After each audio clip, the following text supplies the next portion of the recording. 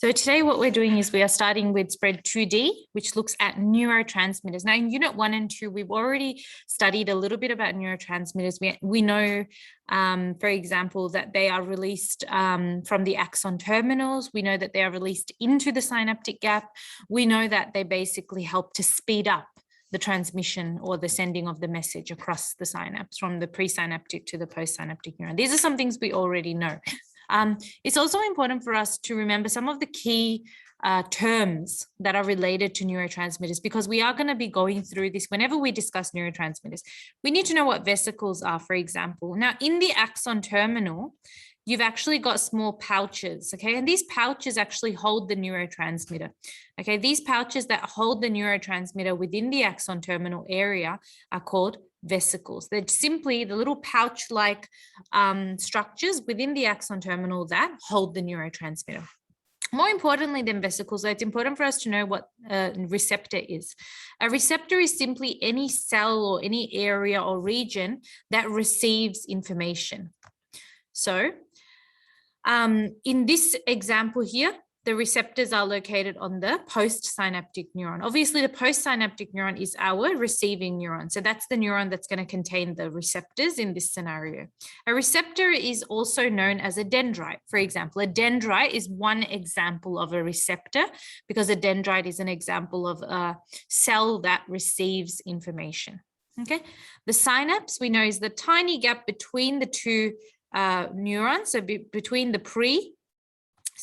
pre-sending neuron or the presynaptic neuron and the postsynaptic receiving neuron. Okay, so we need to be familiar with these terms, because we're going to look at a specific model in this spread, which is called the lock and key model, or the lock and key process. And we need to know what these words are. So words like receptor, words like neurotransmitter, in order to properly be able to explain that model. Okay, so that's kind of important for us to know. So just make sure you're familiar with these 4 terminologies there. Okay, now before we start looking at that model, we're just going to recap our knowledge of neurotransmitters. I'm just going to circle the words that are kind of the key words that you must keep in mind when you learn about neurotransmitters. The first one is that neurotransmitters are a chemical substance, okay? This is different from neural messages, okay, or messages in general, or neural impulses, because those are what we call as electrical.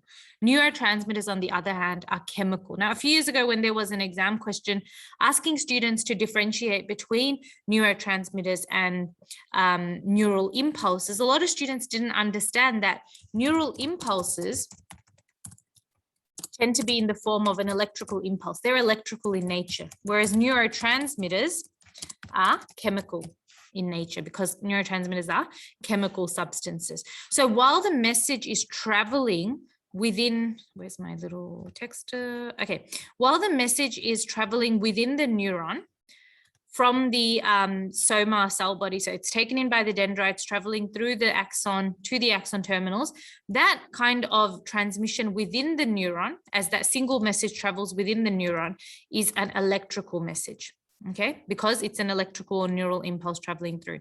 The minute the neurotransmitters get released into the synaptic gap, that becomes a chemical message, okay? Because now the neurotransmitters are involved. So it's really important for us to know the difference between the two, that the message itself is electrical, but when the message starts to interact with the neurotransmitter and both of them get released into that synaptic gap, that message then becomes chemical.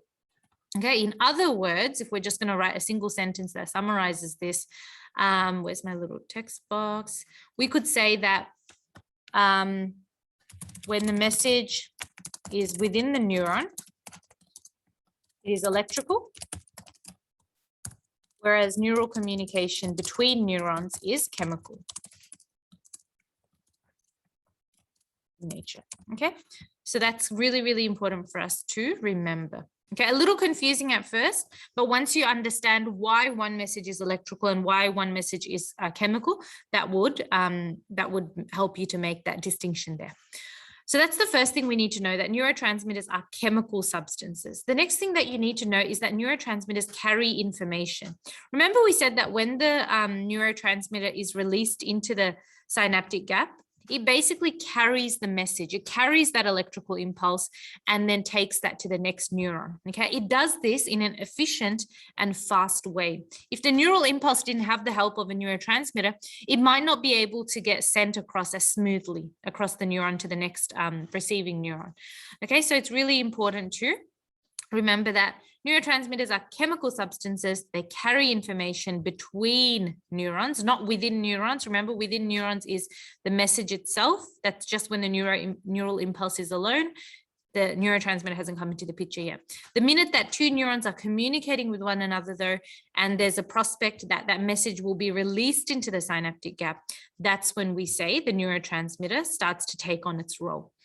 Okay, and yeah, you just need to know that neurotransmitters allow for the fast and efficient. Efficient meaning smooth, uninterrupted, undisrupted communication. Okay, we've already talked about vesicles. Vesicles are like little pouches within the axon terminal. So within the axon terminal, we have terminal buttons or synaptic buttons, and these buttons contain little pouches called vesicles, and those vesicles contain the neurotransmitter. Okay, and then when the neural impulse or the message reaches the axon terminal, those vesicles detect that it has reached and they push down on themselves basically to release the neurotransmitter outside. So think of the synaptic buttons just like a normal button that a person would push. The synaptic buttons are basically, they kind of push down or kind of become activated and release the neurotransmitter. So that is just a quick recap of what neurotransmitters are. And with this diagram, when it says reuptake, this is something you guys haven't really studied before. We will look at this in a bit more depth as well. Reuptake is this idea that sometimes when, in some instances, the neurotransmitter doesn't always get released very nicely into the synaptic gap. So in this diagram, you can see that, yes, some of the neurotransmitters here are being released. Some of them have even, reached the postsynaptic neuron here. They're already attached to the dendrites there or the receptors on the postsynaptic neuron, but you can see others are not yet reached. Now, sometimes when you have certain conditions or disorders that affect the brain functioning, so things like, for example, depression, okay? Depression is a mental disorder. And what happens with depression is that there's a specific neurotransmitter called serotonin. And serotonin is actually not produced in enough quantities in that person's brain. The reason that that happens is that when serotonin is about to be released into the synaptic gap, it's kind of reabsorbed back into the presynaptic neuron. So maybe serotonin was about to be released here, but then rather than reaching that postsynaptic neuron successfully, it kind of gets reabsorbed back into the presynaptic neuron and doesn't really reach the postsynaptic neuron at all. So there's less availability of the serotonin. That's what reuptake is. It's kind of like the reabsorption of the neurotransmitter back into the presynaptic neuron. And this happens because it doesn't allow, or this basically doesn't allow the neurotransmitter to reach the next neuron, the postsynaptic neuron. Okay, and if the neurotransmitter can't reach the postsynaptic neuron, well, then it doesn't really have an effect. So it just basically remains kind of useless there. Okay, so depression drugs would, yes, correct. So when we're talking about antidepressants, antidepressants are also called selective serotonin reuptake inhibitors. Reuptake inhibitors would be something that inhibits or stops the reuptake of serotonin. So when you take an antidepressant, it basically would prevent the reuptake. It would make sure that rather than the serotonin going back into the presynaptic neuron, that the serotonin actually goes to the postsynaptic neuron and is actually absorbed by the postsynaptic neuron rather than being kind of reabsorbed or kind of slurped back up into the presynaptic neuron. So yeah, that's correct. And a lot of the time, whenever a drug tries to imitate the effect of another thing, we call it an agonist. But it's a bit too early in the year to introduce this term. So you can forget I mentioned it for now.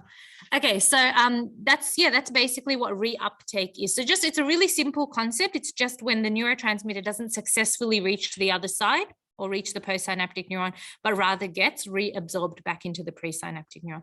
Reuptake is never really a good thing with reference to most conditions. Okay, unless we're talking about a disorder where you have too much neurotransmitter and you want that neurotransmitter to be reabsorbed back up into the presynaptic neuron. Okay, but in the case of depression, it's not a good thing. Anyway, so that's just an example to explain what reuptake is, because I think a lot of books don't cover it properly, but for some reason it is mentioned in VCA exams sometimes, which is annoying. Anyway, so this is a diagram just kind of showing you guys just what we've learned, honestly, the whole of last year and even this year, the whole of Unit 2, 1 and 2, showing you a standard kind of diagram that shows the communication between a presynaptic and a postsynaptic neuron. So with reference to what I mentioned before, that one type of neural communication is electrical and the other type is chemical. If your message starts here, we know that messages are received through the dendrites and then they kind of sit in the soma or the cell body being processed initially. Then they start traveling through the axon, through that tunnel-like, stick-like structure, which is the axon, until they reach the axon terminals and kind of wait there to be released into the synaptic gap. Now, from here to here, before anything about the synapse or neurotransmitters involved, the message is electrical in nature. We call this the sending of the message within the neuron. So the message is transmitting itself within the neuron. It hasn't gone to the next neuron yet. However, when the message is detected by the axon terminal that it's reached, the axon terminal, and then the neurotransmitters, which are these little colorful dots here, are released into the synaptic gap, that message also gets released into the synaptic gap and binds itself to one of the neurotransmitters. This component here is when the message becomes chemical, or the sending of the message becomes chemical in nature, because you can see here, the minute the neurotransmitters get involved, the message turns into a chemical one. It is no longer electrical, it is now chemical. That is due to the interaction between the message and the neurotransmitters, or the NT. Okay, and then obviously once the message reaches the next neuron and it's traveling within the neuron, again, it becomes electrical, and then again, it turns into chemical once it's released into the synaptic gap. Okay, so that's the basic idea. So you just need to understand that that's what that looks like at a neurotransmitter or neural level there. Okay, any questions so far, guys? I know this can be a little bit confusing, but it's just a matter of just trying to visualize what this looks like, basically. Okay. All right, what's the next thing? So the next thing we're looking at is this idea. We've so far learned that neurotransmitters are chemical substances. We know that they carry information. We know that there are different types of neurotransmitters in the brain. So the two main broad categories that we can talk about when we talk about neurotransmitters are excitatory and inhibitory neurotransmitters. Now, obviously, as humans, we do so many different types of functions every single day. Yeah. Sometimes we do functions that involve our brain being quite active, okay, and being quite stimulated. Sometimes we engage or participate in activities that involve the relaxation of the brain, that involve kind of a decrease in activity, okay? So to account for all the different things that we do in our everyday life, we've got two types of neurotransmitters that are involved in the sending of the neural message, or in other words, that are involved in neural transmission. The first one is called the first one is called excitatory neurotransmitters. And excitatory neurotransmitters are just neurotransmitters that stimulate or activate or increase activity within the postsynaptic neuron. So that's what an excitatory neurotransmitter means. That's easy for you to remember because excitatory, when you think of the word excitatory, it sounds similar to excited. When someone's excited, they're really kind of active, okay? It's not like they're really relaxed or they're kind of stopping their activity. They're really active and they're really alert. So an excitatory neurotransmitter stimulates or increases the activity within the postsynaptic neuron, okay? And you can use the analogy of the traffic light to basically understand what excitatory neurotransmitters are. So when we're talking about excitatory neurotransmitters, the main one that you need to know is glutamate, okay? Glutamate is our green traffic light. Just like a green traffic light tells cars to go, glutamate kind of says go, go, go to neural communication. Basically, whenever there's something where we're actively engaged or actively involved, like learning information, memorizing something for a SAC, learning a new skill, playing a game, doing a quiz, all of these things will involve the release of the excitatory neurotransmitter known as glutamate into the synaptic gap. Okay, so think of the message that's reached the axon terminal. That message now kind of jumps onto or binds to glutamate, and glutamate then takes the message to the next neuron. This allows for activation of the brain. Okay, and there's a question. Do we need to know the full name of GABA? Yes, you need to know the full form of GABA. Just because sometimes they might ask you to name the neurotransmitter involved. If they ask you to name it and it's worth 1 mark, just giving the abbreviation is not enough. You need to be able to give the full word. So you do need to know the full form there. So that's what glutamate does. Glutamate is basically stimulating or increasing the activity of your postsynaptic neuron. Okay, and that then allows your brain to be active. Now, sometimes though, we can't always have an active brain. Okay, sometimes we need to be able to relax. Sometimes we need to be able to, calm down. Okay, we don't always want our brain activity to be too high, because that can then lead to overexcitation of the brain. And we'll talk about this when we talk about anxiety in Unit 4. Okay, that people with anxiety actually have too much glutamate in their brain, to the extent that their brain is always overactive and always kind of stimulated. And that's not a good thing. Okay.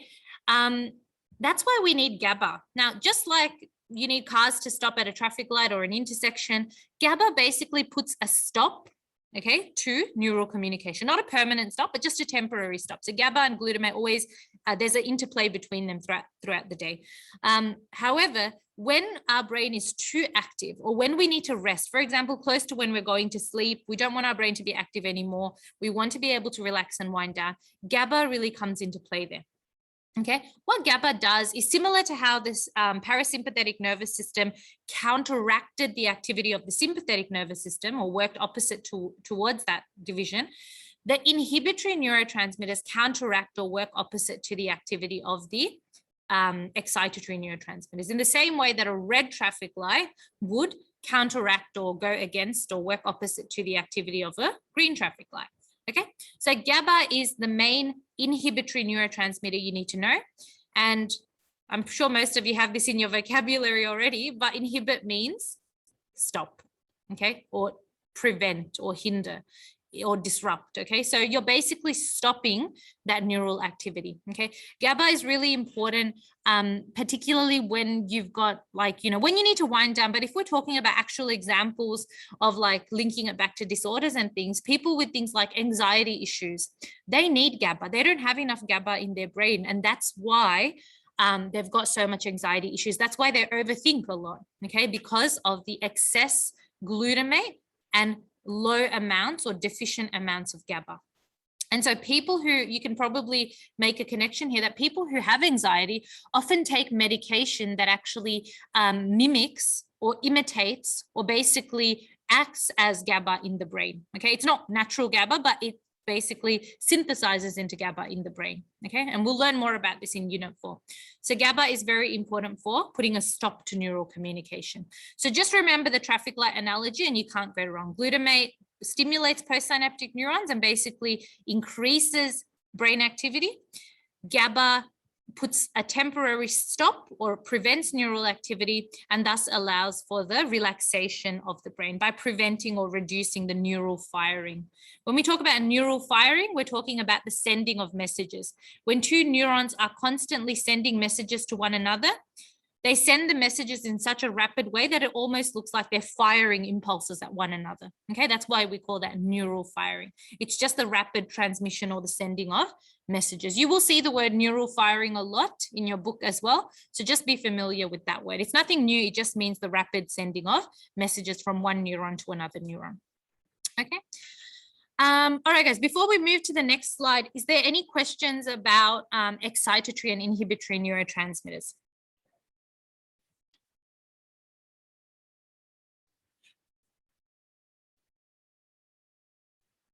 No? Okay, cool.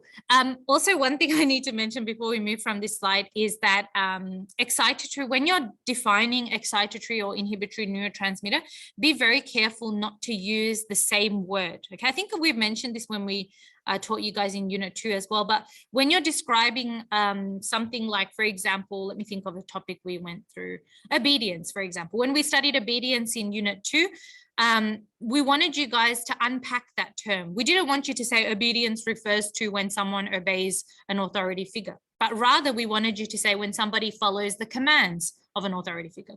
So notice that in the first definition, I used the word obedience, but it didn't really indicate that I knew what I was talking about. In the second definition, though, that I mentioned, where I said follow the commands, I'm unpacking that term. So similarly, with any topic in Psych this year as well, when you're asked to define a terminology or define a keyword, you need to be able to unpack that. So when we talk about excitatory neurotransmitters, for example, we don't say that they excite neural activity. We say that they stimulate. We say that they activate. We say that they increase the activity of. So we don't use the word excite in the definition. Same thing for inhibitory neurotransmitters. We don't say that inhibitory neurotransmitters inhibit the activity of the postsynaptic neuron or inhibit neural firing, but we'd rather say that they prevent neural firing, or that they decrease the neural activity, or that they obstruct, or that they prevent, or that they disrupt. So use another similar word to the actual word itself, okay? Because this is really important. Otherwise, you're not going to get full marks for your definitions there. Okay, so hopefully we are still kind of understanding what's going on. This is the last part of this spread of 2D, and this is the lock and key process. Now, if you've understood everything that we've covered so far in 2D, this shouldn't be too difficult. Again, all these topics are interconnected, so that's the main thing we need to understand. So what is the lock and key process? Now, the lock and key process is this basic model that we try to use to understand when successful neurotransmission occurs, okay? I'll just open up a little text box here. So the lock and key process, or the lock and key model, as it's sometimes called, allows us to see the conditions that enable the successful sending of a message from the pre to post synaptic neuron. Okay, this literal part that I'm just double quoting here is also called neural transmission or neurotransmission in some books. Okay, so this is really important for us to really break things down to baby steps so we understand. Sometimes you're reading a definition and just one part of that definition can cause you to really, whoa, what happened to my text box? Oh my God, how did that get so huge? Okay, I don't know what happened there. Anyway, as I was saying, sometimes one part of a definition, if it doesn't make sense to you, can obstruct your understanding of the entire definition. So even if you don't know a word like neurotransmission, it can stop you from understanding the rest of the definition. Let me just chuck that up there so that it's not in the way. Okay, so what the lock and key process is it's this idea that we can talk about the neurotransmitter and the receptor site. Now, the receptor site, again, we need to break this down. So I'm going to get rid of this one first.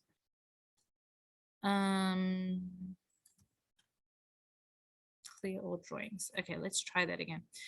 All right, so the receptor site is this basic region where you've got the dendrites, okay, on the postsynaptic neuron. Remember, we said that receptors are anything that receives information. So when we talk about the receptor site, we're basically talking about the dendrites on the postsynaptic neuron. However, you should be using the terminology receptor site. Okay, obviously in your brain, you know that a receptor site is just the area in terms of the dendrites on that postsynaptic neuron, that receiving area or receiving bay. But you should be able to use the word receptor site because this is the key word. But think of the receptor site as the receiving bay. Okay, just like, you know, when you've got trucks that go to different stores and there's a receiving bay or a loading bay, think of it like that. Okay, now, when we're talking about the lock and key process, it's called the lock and key process because the people who came up with this model basically suggested that you've got you've got two components that allow for successful neurotransmission to occur. You've got a lock and you've got a key. And in the same way that a properly shaped key can open a specific type of lock, we say that a specifically shaped neurotransmitter that has a specific chemical shape or structure can open up or unlock changes in a receptor site, okay? So just like we can see here with the puzzle, okay, this little puzzle-like diagram here, the blue one is the neurotransmitter and the yellow one is the receptor site. I'm gonna write RS there. Okay, you can see that the neurotransmitter, and I'll just use a different color to go over this. You can see that the neurotransmitter is shaped in such a way that it's got certain ridges, certain points. I'm not even properly tracing over it, but you get the point. you can see that it's shaped in a specific way that it basically perfectly fits into or has a matching shape to the receptor site. Okay, there's no gaps, it perfectly fits in. With these two conditions met, with the neurotransmitter having a similar chemical shape to the receptor site, it is able to click into or lock into that receptor site, and then that allows for it to make changes. Now, if this is an excitatory neurotransmitter, this blue part of the diagram here, it will basically increase activity within the receptor site. However, if it is an inhibitory neurotransmitter, it will decrease activity within the receptor site. Okay, so basically, if the neurotransmitter is similar in shape to the receptor site, it will unlock changes in the receptor site in the same way that a specific key to your house will open your house door, but will not open my house door, for example. Okay, so that's the basic idea. So in this particular process or in this particular model, you can see that the neurotransmitter is going to be our key. Okay, and our receptor site is the lock. Okay, so that's the basic idea there. The key things that you need to remember here are that every neurotransmitter is different and has a different chemical shape. Okay, has a specific, distinct or unique chemical shape there. Okay, before we say that, oh yeah, the neurotransmitter cause changes in the receptor side, we need to understand that that doesn't always happen. Sometimes a neurotransmitter isn't the correct shape. Okay, in this diagram, it is the correct shape. In this diagram as well, we see that it's the correct shape, but sometimes it's not. Sometimes, for example, the shape might be like this, where it doesn't then click into the receptor site. When that doesn't happen, and when the shapes are not complementary or not matching, and the neurotransmitter does not lock into or click into that receptor site, we say that the sending of the message is failed, or we say that the neurotransmission cannot occur successfully. Okay, only once they are attached or clicked into one another, then only can the message be sent successfully. If they don't click into one another, or if the neurotransmitter shape doesn't match the shape of the receptor site, the sending of the message fails because the sending of the message is blocked. Okay, that's the basic idea. So yeah, that's the lock and key process. Any questions about that? I know this is a difficult topic. So any confusions, any part of this slide that doesn't make sense? Okay, cool. We're going to do anyway heaps of practice questions related to this. They're pretty straightforward once you get the actual concept. Okay, so that's the basic idea there. Okay, that's the lock and key process. And always remember, whenever you get a question on this, you must unpack the analogy. What that means is you must say in your answer that in any case for the lock and key model, the key is always the neurotransmitter and the lock is always the receptor site. So you must indicate that to show that you're unpacking that analogy or breaking down or that analogy of the lock and key process. Okay.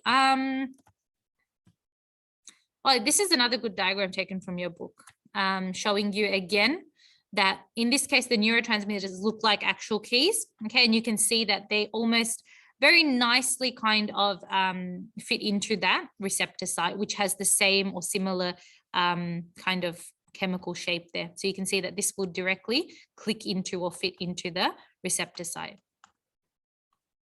Okay, and then this will allow for successful neurotransmission to occur. Successful neurotransmission or the successful sending of the message there. Okay, so that's a good diagram as well to think about. All right. Okay, that covers basically 2D. That's good. What we might do is, how much do I have to go? I think I will cover Parkinson's. We still have some time, just because with Parkinson's disease, we're looking at the neurotransmitter as well. We're looking at the action of the neurotransmitter. So I think it's good if we cover this now while we still have that knowledge fresh in our brain. Okay, so we've covered Parkinson's disease a little bit in Unit 1, psychology. We didn't cover it a whole lot in terms of the neurotransmitter function and all that kind of stuff, but we have covered kind of what it is a little bit. Okay, we will still go through it anyway. Parkinson's disease is basically a neurodegenerative disorder. Can anyone guess or remember, or even just take a guess looking at the keyword? What does neurodegenerative mean?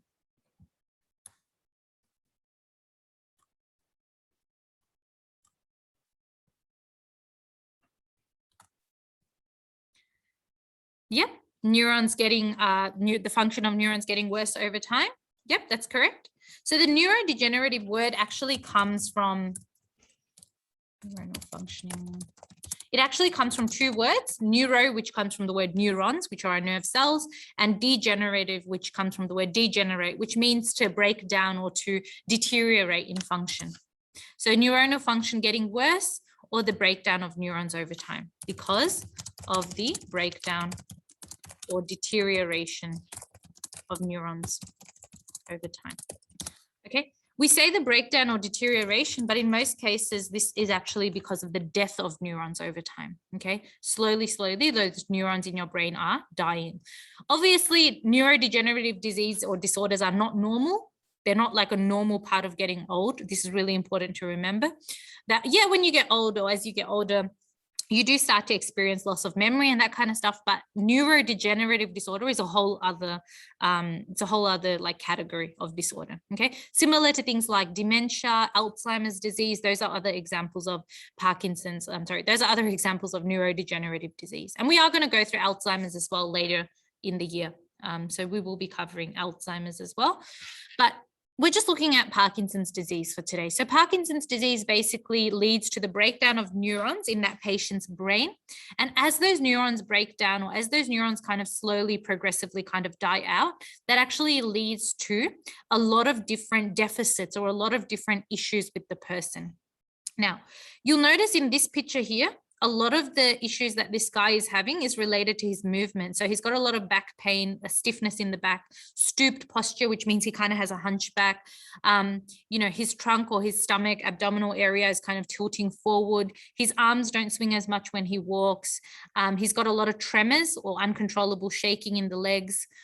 His steps are not as long as they used to be. So he's taking very small steps there.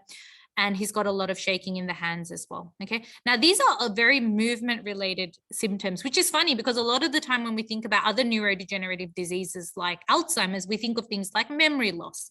Okay. Important to remember that memory loss does occur in Parkinson's disease, but there's a reason why a lot of the symptoms are mostly motor or movement related symptoms or movement related kind of deficits there. Okay. And that's because in people who have Parkinson's disease, there's specific death or there's a specific degeneration of neurons that produce a neurotransmitter called dopamine.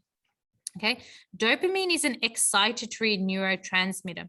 And this makes a lot of sense to us when we think about the idea that dopamine plays a role in voluntary movement. Remember, movement is an active process. It's a process that requires the stimulation of the brain. Yeah. So obviously you would need an excitatory neurotransmitter to be in charge of such an active and stimulating process as movement is. So in people with Parkinson's disease, dopamine producing neurons in the substantia nigra. So the substantia nigra is a part of your midbrain. Okay. It's a small area of the midbrain that basically contains neurons that produce dopamine. When you've got Parkinson's disease, these dopamine producing neurons basically start to die out. Now, this is easier to draw on a whiteboard, but I usually draw a very funny looking analogy of basically the substantia nigra being like a factory. Okay. Substantia, this is not going to be easy to draw here, but I'll try my best. Okay, so substantia nigra is almost like a factory. Yeah. And just like with any factory, you've got little workers in your factory. Yeah. And those workers can be the dopamine producing neurons. So I'm going to write DO for dopamine, DO, DO, DO. Now, just like a natural disaster or any kind of internal kind of, fire or whatever can burn down a factory, in people with Parkinson's disease, the death of neurons within the brain actually then spreads to the substantia nigra. So there's a nearby fire where obviously a lot of neurons are getting destroyed, and that starts to spread towards the substantia nigra. What that basically does is it starts killing off the workers, or in this case, killing off the neurons that are producing dopamine within the substantia nigra. So they're getting killed off and they're not able to produce as much dopamine. Okay, now you've only got a little bit of dopamine produced now, not a lot. All of these are out of order. They're no longer functioning. They're no longer producing dopamine. Okay, if we need quite a bit of dopamine to make proper movements, okay, but a person with Parkinson's disease doesn't have that dopamine because the workers who produce that dopamine have died out, Obviously, you are going to have slowed movement. Obviously, you're not going to be able to control your movement as much. Obviously, there are going to be major issues with you being able to move quickly or have fast reaction time or being able to take big steps, for example. Okay, so that's basically kind of just showing you a really basic but kind of explanation as to how the chronic dysfunction of a neurotransmitter, in this case, the chronic dysfunction of dopamine, causes deficits or causes limitations or issues with voluntary movement. Okay, because you don't have as many workers or as many neurons producing that dopamine. So the overall output of dopamine is much less. When you don't have as much output of dopamine, you don't have as much excitatory neurotransmitters to facilitate or control the active movement processes that allow us to move in a very normal and smooth and flowing kind of way. Okay, so that's the basic idea there. And look, that is confusing. So if it's confusing for you now, don't stress. We will recap this a little more when we get back. Okay, I literally keep explaining stuff before I get to the slide, but this is the slide that literally explains what I was just talking about before with the factory and that factory analogy and the dopamine producing neurons being like the workers in the factory that die out. And we know that dopamine is an excitatory neurotransmitter because movement is such an active process. It's such a stimulating process that does involve a lot of brain activity and does involve a lot of neural firing. So you can see here in this diagram, it's showing you a comparison between dopamine levels in a normal person's brain. Okay, you can see here, got a lot of nice production of dopamine there. This means that the dopamine producing neurons have not died out in this person's brain. They're healthy. The substantia nigra is not affected. Everything is all good. You can see in a person who has Parkinson's disease, that factory or that area of the brain known as the substantia nigra has been damaged. Okay, the neurons in that substantia nigra are dying out. And because those neurons in the substantia nigra produce dopamine, when those neurons died out, so did the production or the overall output of dopamine. You can see you've only got a little bit of dopamine there. Okay, and that little bit of dopamine that's released into the synaptic gap now is not enough to allow for normal movement to occur. And that's why now you've got movement disorders that result from Parkinson's disease. There's not enough dopamine to allow for normal movement to be facilitated. So hopefully that kind of gives you an idea of how important dopamine is for voluntary movement. Voluntary movement is movement related to you deciding to move. Okay, so for example, for me, if I want to go grab a coffee mug from my table, I can easily do that because I don't have Parkinson's. But a person who has Parkinson's disease will take a very long time to grab that coffee mug because their movements are very delayed and very slowed compared to the normal person. And that's because they don't have as much neurotransmitter to facilitate the smooth sending of the motor message. And that results in an inefficient transmission or a poor sending of the motor messages, okay, leading to all those movement-related disorders. This is really important. This is a really important topic and a topic where a lot of students lose marks. I know the biology part of it might be a little bit difficult or confusing at first, but we really need to understand the connections. And even this year in the exam, there was a question on Parkinson's disease and how movement is affected in it. So we do need to understand those links there. Okay, so just let me know if there's any part you want me to go through again, though I'm happy to go through it. So that's literally as hard as it gets for 2E, as difficult as it gets. That's the biology. This whole slide is just the biology of it. It doesn't get more difficult than that. This is the easy part. This is where you just need to know the motor and the non-motor symptoms. Now, when we're talking about Parkinson's disease, the motor symptoms are related to movement. Okay, we know the word motor neurons, motor messages, it's related to movement-related symptoms. We also know that non-motor symptoms can also happen. These are non-movement related symptoms like, issues with memory, issues with fatigue, issues with your senses, like your sense of smell. Remember that in a person with Parkinson's disease, their neurons in their brain are slowly dying out. So even though a lot of that is related to movement, messages and stuff like that because of the lack of dopamine. It also does start to affect or spread to other areas of the brain as well. That can then influence their ability to feel temperature.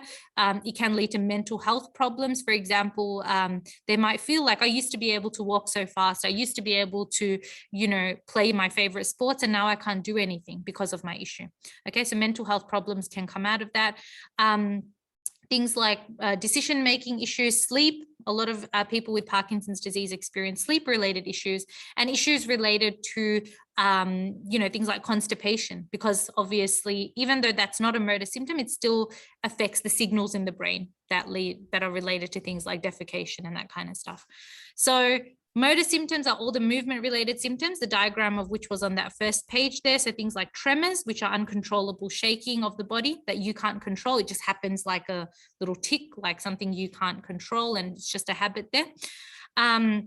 Reduced motor control, reduced precision of movement, so they can't move in a very smooth or precise way. Slowed or delayed voluntary movements, for example, taking a long time to just go grab a coffee mug. A stooped posture, which kind of means a hunchback. A difficulty balancing, so a very high incidence of things like almost falling or almost tripping. And muscle rigidity, so they always feel like they've got a stiffness in their back, a tightness in the muscle that they just can't get rid of. Okay, so that's the basic idea. You don't need to know all of these. If you know at least maybe, let's say, 3 motor symptoms and 3 non-motor symptoms, that should be more than enough, okay, for the SAC and for the exam. So 3 of each should be more than enough.